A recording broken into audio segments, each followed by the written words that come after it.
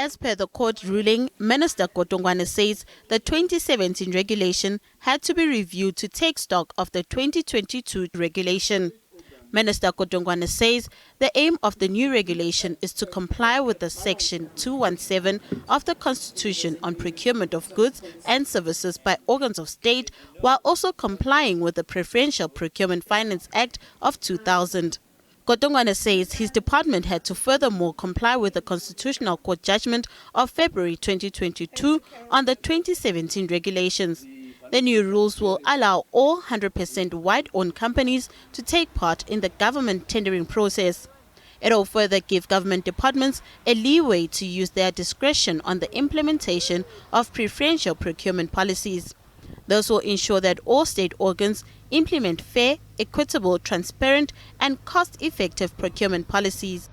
What these regulations are actually trying to achieve is to give effect to that legislative framework, the Constitution, the Preferential Procurement Act, the court judgment, by saying all state organs or organs of state must have their own preferential procurement framework. Of course, that framework must be in line with the current regulatory framework.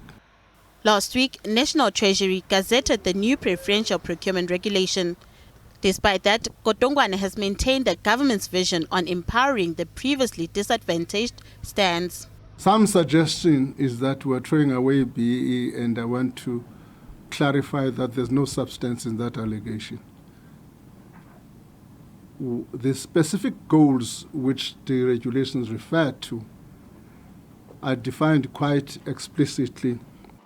On the other hand, Treasury says they are aware of the looting of procurement budgets and systems are put in place to address these shortcomings.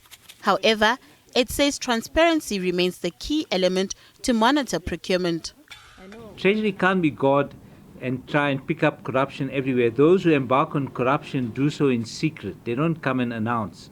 So what are the internal mechanisms? To the extent that people identify it and they come to the OCPO or the Treasury, that's when we can act. But that is often late. And we are looking at other mechanisms, like how do you disrupt these networks? And in fact, part of the whole anti-money laundering strengthening that system, I think, will help tremendously in disrupting those who are trying to loot procurement budgets.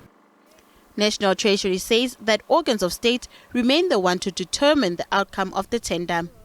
Nothando Makutulela, SABC News, Johannesburg.